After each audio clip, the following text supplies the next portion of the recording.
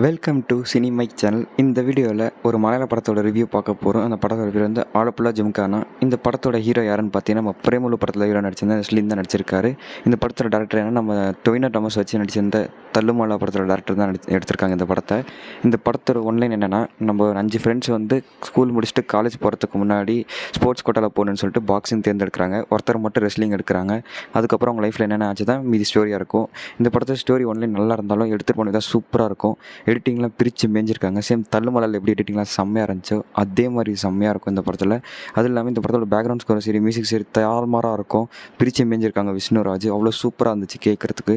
இது ஒரு ஆக்ஷன் இருந்தாலும் லைட்டாக அங்கங்கே சென்டிமெண்ட் மிக்ஸ் பண்ணியிருப்பாங்க. ஃபர்ஸ்ட் ஆஃப் போகிற வேகமே தெரியாது.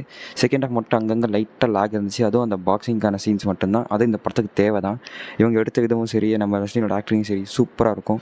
இந்த படத்தை மிஸ் பண்ணாதீங்க. தேட்டரில் போய் பாருங்கள். இந்த படத்தை ரேட்டிங் வந்து நம்ம 5க்கு 3.75 தான். ஏன்னா ஒரு சில சீனில் அங்கங்கே லேக் ஆச்சு. இல்லைனா இந்த படம் 4 கொடுத்துக்கிறது கூட ஒர்த்து தான். அந்த படம் அவ்வளோ நல்லாயிருக்கும். மிஸ் பண்ணாதீங்க. தேட்டரில் போய் பாருங்கள். தேங்க்யூ.